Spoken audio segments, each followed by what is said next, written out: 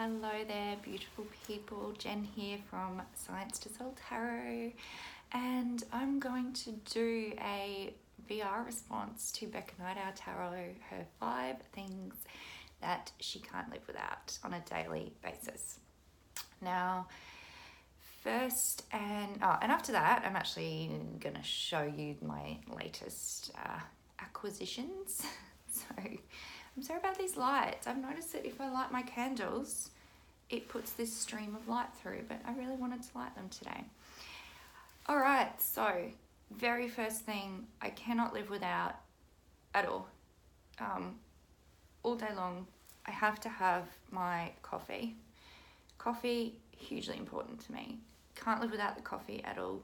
You do not want to see me without caffeine in my system. But in saying that, if you watched I think it was my VR to On the Cusp Tarot, I don't like cafe coffee. I like instant Nescafe Blend 43 coffee. My hubby is the same. It's a little bit weird, and I think people think we're strange in that way, but that's okay. We love our instant coffee, and it's kind of an A and B of my first thing. I have to have a special cup. Now, people don't think there's probably anything special about this cup, and it's got my coffee marks around it because I've been drinking it. So I probably should have cleaned that first. But this is my Beauty and the Beast cup, and it says, "Imagine the magic inside." And then on the other side, we have Beauty, Belle, and her beast. And I have to have a certain coffee cup. I had 2 of these. They both had different sayings on them and a different picture, and I broke one the other week, so I was gutted. And I've had them for 18 months, 2 years now, so I'm not going to be able to replace it. And I love Beauty and the Beast. It is my most beloved fairy tale ever. And I think because, oh my God, when this issue came out about everyone whinging about fairy tales setting really bad examples for kids, and I think with Beauty and the Beast it was like what was it? I don't know what people were saying about it, why it was this bad influence. I can't remember. I think there were things along the lines of and I'm going off on a tangent here, but you know, that's what I do. There were things along the lines of her falling in love with him, I don't know, when he became this prince, I don't know, or we have to have a prince child, I can't remember what it was. And I was like, oh my God, you want to know the moral I took from Beauty and the Beast since I was a teeny tiny girl? Was that it is so much more about what's inside. And that is literally the moral I took since I was tiny and first fell in love with this story. I have never looked at Beauty and the Beast being about this. Oh, that's what it was. I think the Beast being abusive or something. And it was, all this talk about it was like promoting kind of that emotional abuse in a relationship. That was one element to it.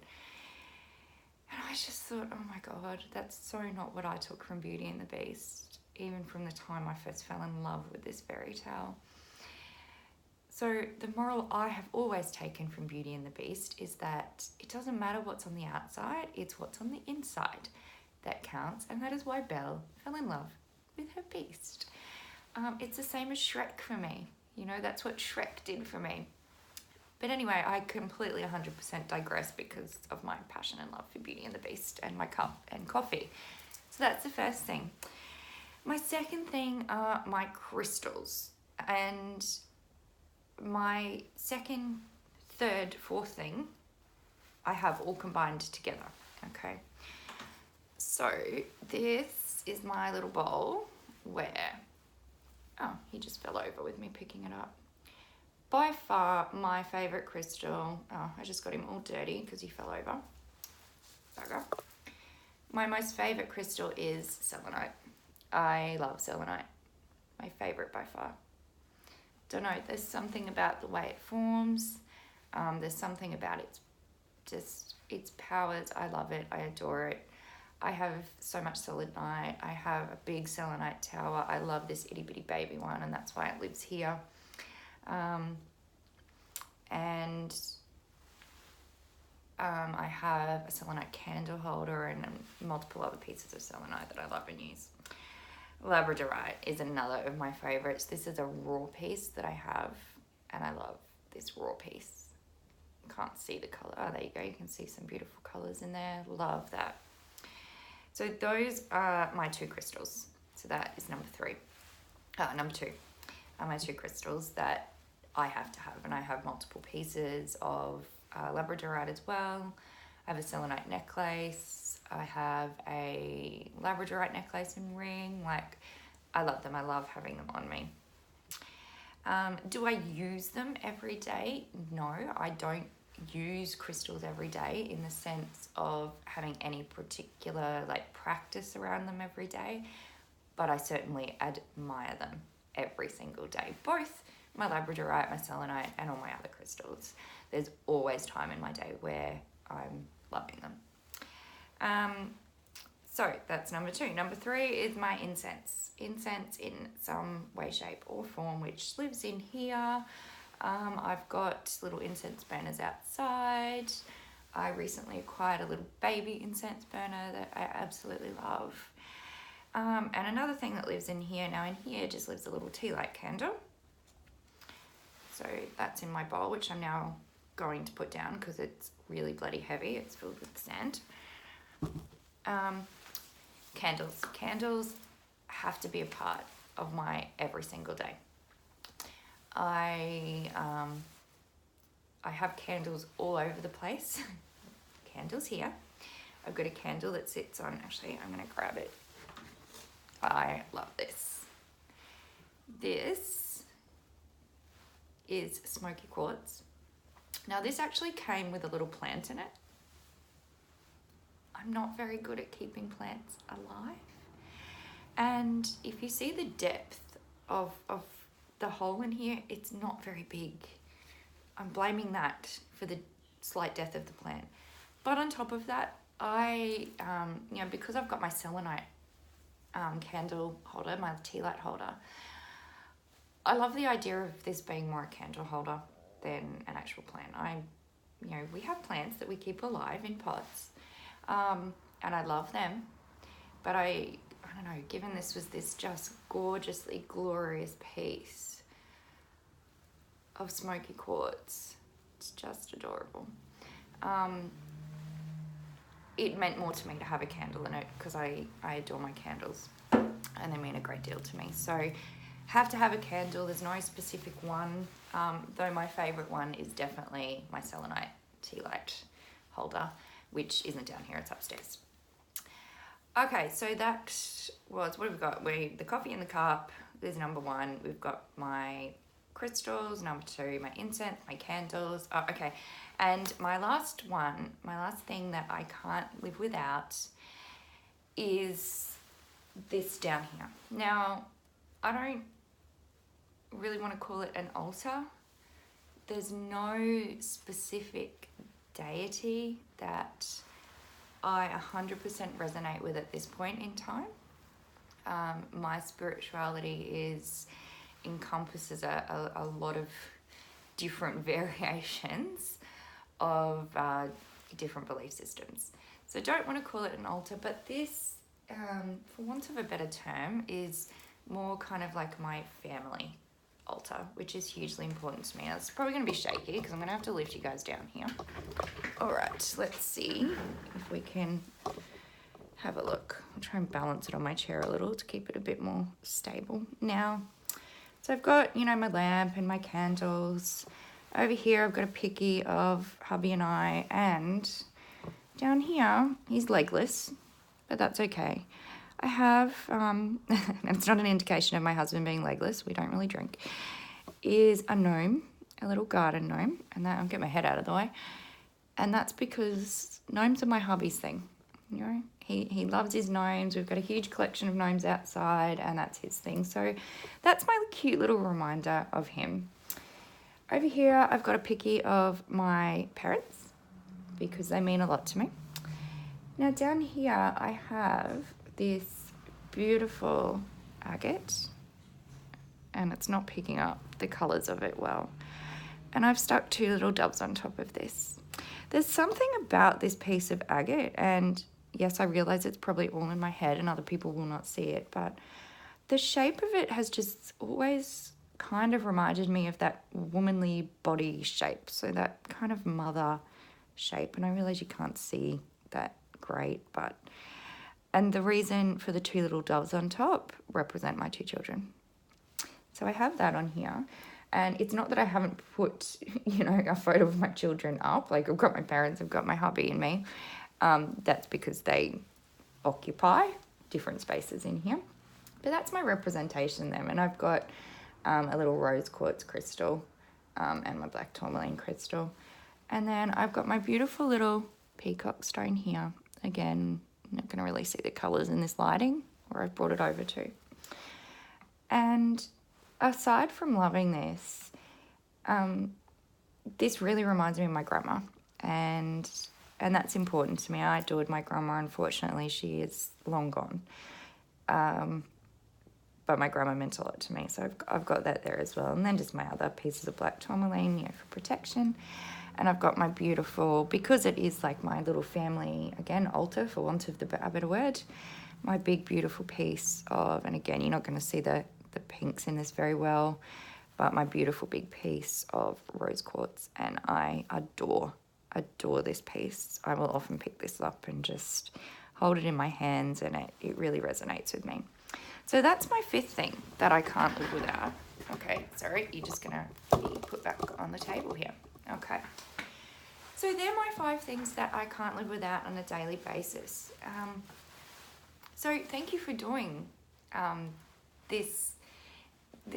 coming up with this idea, Becca. I loved it. I thought it was really, really cool. Short, sweet, simple. Now, if you don't want to hear the rest, tune out now, because now I'm just going to go into other things I have acquired over the last couple of days. So my first thing is this beautiful lantern. Oh my God, I adore this thing. It's just battery operated. And this lantern, it just reminds me of the lantern in the Hermit card. And I love it. I didn't buy this. It was just yesterday, hubby and I called into my in-laws' house. Isn't it just divine the way it is? I mean, you see lanterns with candles, but not with light bulbs. I love that. We were at my parent-in-law's house, and I saw that lantern. We were outside. It was just sitting up on top of our cabinet. And I'm like, wow, where did you get that? That's really cool. And she's like, oh, I just sort of cheap shop, and pulled it down and gave it a wipe off and was like, here, you can have it. And I'm like, yay. So I've got to find a home for that at this point in time. The other thing I have, so dangerous, so bad. This obsession. I thought after acquiring my latest editions, which has been my Wild Unknown Tarot and my Wild Unknown Spirit Oracle, which I'm going to do a separate video on them. Very late to the party, but what those decks do for me is incredible. I did have to go back to our local crystal shop today because I had purchased a deck of cards there. It was in really shit condition. Hay House were the makers of this, but because it was co-created with Doreen Virtue, told me that because they don't sell it anymore, they're not going to be responsible for it, which I found really irritating. They still printed the bloody deck. They still made it. I don't care if they don't sell it anymore. They're the printers, they're the publishers. So anyway, the beautiful lady who owns this shop, she sorted it out for me, and I had to go back in there today to get my replacement deck. Bad mistake. I should have sent my husband in for it on his next day off, but I didn't. And while I was there, I found a backflow incense burner in this cute little lily pad and frog with our lotus flowers. I have not seen a backflow incense burner in any of the metaphysical shops I've been in around us. In any shop. that I've been in around us. And it's not that I go to shops very often, but I've not seen one.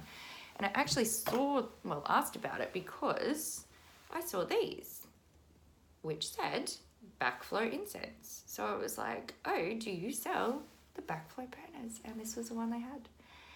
And I love it. So I purchased. The unfortunate thing about the backflow incense that they had, this is the rainbow one. And I think I could have chosen ocean, lily, rose, or rainbow is what they had in stock. But unfortunately, lily is obviously lily, rose is obviously rose. But there was no sort of your stock standard kind of incense smells. And I've got no idea what resides in here. I believe it's a combination. I was going to get the ocean, but there's a particular colour, that deep green in there, that was the same colour as the ocean one. And the pink that's in there looks like the rose one. So I'm like, well, I'll just get the box of different ones and see what we like. But, oh, God, I love this. And it is going to reside in that little cabinet there, which I will rearrange, because there's missing ones. My animal kin oracle's missing. Obviously, my 2 wild unknowns are missing because they're currently upstairs. I'm working with them a lot at the moment. And this is going to live with them in the little section with my animal decks. And something I found, because of course I came home and lit it straight away to see what it looked like, is a great purpose, I feel, for these backflow incense burners is that having to be still. Because the second I walked past it, it blew. And then it lost its effect. So I was like, wow, what a beautiful way to sit in that meditative stillness, to watch, that incense smoke flowing down in its beauty, but knowing you've got to stay still, because the second you move, it loses it, because the second a wind blows past it, it all goes awry. So I think that aside from the beauty of it, I love the frog. My mum's going to freak out because she has a huge phobia of frogs. So I may have to cover it over when she comes. Like, she literally can't look at them. Don't know why. But she does, and that's her thing. So I'm going to have to hide it when she comes over. But aside from the fact it's this gorgeous frog, it has the lilies, it has the lotus flowers, which I love. And the beauty of watching the smoke come down. I just think it's going to be the most gorgeous meditative practice of staying still and just watching that flow down in its glory. And it's going to be, because I'm really into my animal decks at the moment, and they have a whole dedicated shelf. I think it's going to be a glorious addition to that. And then the last thing I acquired when I was there, I've never seen this at this particular shop. And I was really hoping when I went in, they would not have any new oracle or tarot decks. Of course, I could have just not looked around the shop. I could have walked in, swapped my deck, and walked out. Would have been the logical thing to do. So I have no one to blame but myself. I found the Tattoo Tarot. Now, this has been a deck I have looked at for a really long time, mostly because I really love tattoos and I love tattoo art. At the metaphysical shop I was actually at yesterday, they sell this deck. It's a very expensive shop. They sell this deck for, it was $55 or $60. They pretty much have very few decks under that price. So it's not the ideal place to buy decks from, but I'm a bit of I don't like to wait for the mail to come kind of person. I'm a little bit impulsive in that way. And I saw this for $27 and went, I have to get it. I have to get it. I don't need it. I said after my wild unknown, this is it. Like, I don't need another deck for ages. So when hubby comes home, he's just going to be like, yeah, what happened to that theory? Okay, but I couldn't leave it there because it's also the kind of shop they only get, like, they'll get a deck in, but they won't restock it. You know, they'll just get it in. Gorgeous, gorgeous box. Beautifully decorated box all the way around. Love that diamond there. I mean, it's just divine. It is text by Diana McMahon Collins. doesn't say there who the author is. I haven't opened it up yet other than to, because the box wasn't sealed, the big box. The book is very minimal, very minimal. Now, I never realized this was a Marseille deck. And that's okay, because I've always known that one day I want to have a Marseille deck. When I've watched other people doing, like, oh, just for the sake of hearing the people I love on YouTube, I will watch deck reviews, even if it's not something I'm interested in. It's actually better when it's not something I'm interested in, because I'm then not on that train if I've got to go get it. I've never seen a Marseille deck that resonates with me. So it was by pure chance, because I didn't realise it was a Marseille deck. And it was a long time ago that I first looked at the pics of this, so I completely forgot what any of them look like. So unfortunately for me, in that sense, the book I don't think is going to do a huge amount. There's such basic information in the book. Although it does go separately through the court, so I'll be interested to read what they say about that. Very, very basic information there on each of the pips. So I'm kind of excited to have a Marseille deck in my collection, because I think it's pretty cool. And let's just have a quick look at the cards. The backs, I kind of thought would be more tattoo-like. So that was a bit disappointing. I'm just gonna, these are very, very tightly wrapped. So I need to be super careful how I get into them. All right, hold the phone. Okay, let's see if that will do it enough. Very, very big, thick deck. So if I can actually get into it, there we go. I'll be curious to see what it's like. Cardboardy, but nice and thick. But funnily enough, I actually, because like my current obsession is the Wild Unknown, which I do plan on doing a video of. God, this is already getting up there for something that was supposed to be a really quick video response. But like I said, I did that at the beginning. So if you weren't interested in the rest of it, you can just skip on right through it. Hang on, let's go to the mages first. And they're all out of order as well. Okay, the World, Judgment. Let's just put them in some form of order here.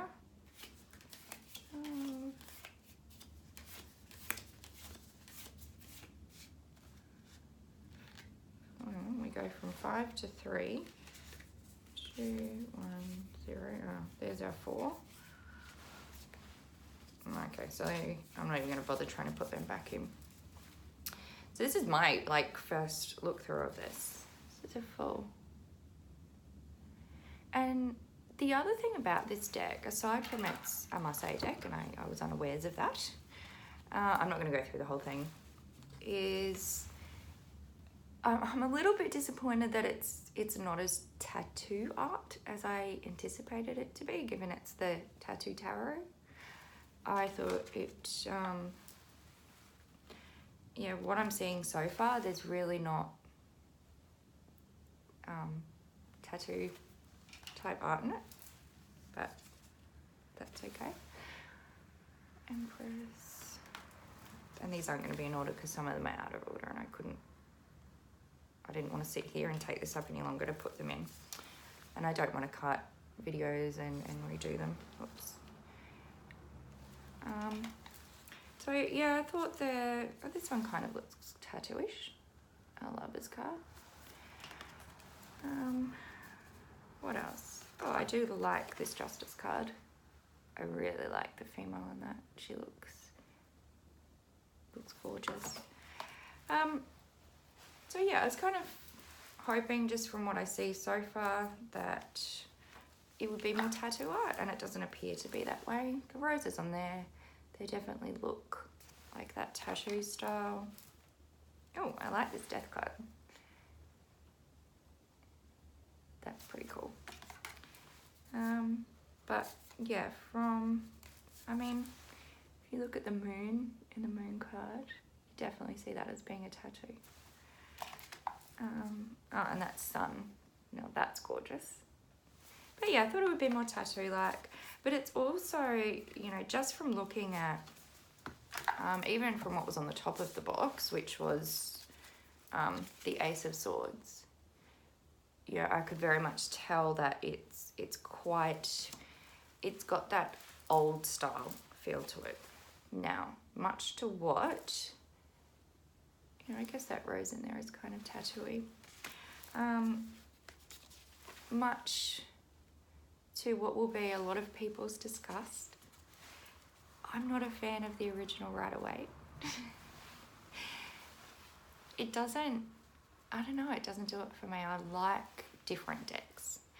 And I mean, I like the system of Rider-Waite, or my, well, the majority of the ones I work with are Rider-Waite based decks. But the Rider-Waite itself, I'm not a huge fan of. The only one I own is the very generic blue box Rider-Waite Smith. Maybe that's what turned me off it. From what I've seen of other people's, I would like to acquire one that's nicer than the stock standard cheap blue box one. That one I just picked up in a local bookshop to kind of see if I resonated with it. So it's that very blotchy, you can't make out the images very well. So maybe that was the turn off for me. I would like to get one day, and I'm thinking from all the people I watch and follow in Tarot Land on YouTube, I think it will be the Radiant Wise, because that, from what I've seen, that one sort of stands out to me the most. So I don't have decks that have this more, just the old sort of style art in them, if that makes any sense to people. You know, a lot of mine are more sort of modern, or, he's kind of cool, have more modern images in them, or they're just a really completely different type of art style altogether. You know, like my Beautiful Creatures Tarot, that's an art style all of its own, you know, similar to the Nicoletta Ciccoli one, and I love and adore that. My Dreams of Gaia, not that it's RWS based, it has very much its own system. So the majority of decks that I do have, well, a lot of them follow RWS. I don't have that stock standard, and I don't have that sort of old style imaging. Okay, so if I was on, you know, my last lot of money and I had to pick one final deck to buy, then this deck would not have been my choice. Okay, I did get it purely and simply because it was so cheap in this store that I was at by comparison to the metaphysical store I was at yesterday.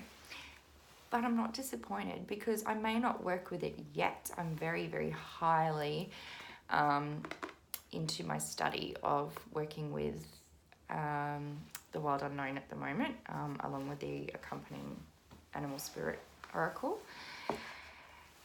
So while I don't think I'll pick this up just yet, other than to maybe familiarize myself and look through the images a little bit more, I do look forward to learning something new.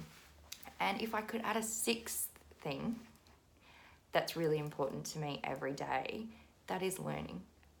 Every day I have to have something that's new, that I learn that's new. And at the moment, that largely pertains to tarot stuff. There are other times when it will delve more into my, and I'm always, it crosses the board. I'm always looking at different psychology type things that are out there, particularly the brain-based, and then entering further into that quantum physics type stuff. So I'm always learning about that kind of thing. But at the moment, there's this huge focus on learning when it comes to the tarot and delving really deep into different areas. So yeah, that is my extremely long VR. Well, the VR part was pretty short and sweet, but I wanted to show you the other acquisitions I have got recently. All right, so I'm definitely going to leave it at that because we are hitting 30 minutes. Thank you for watching. Please subscribe if you haven't already. Hit the like button if you like it, and I will no doubt chat to you all soon. Bye guys.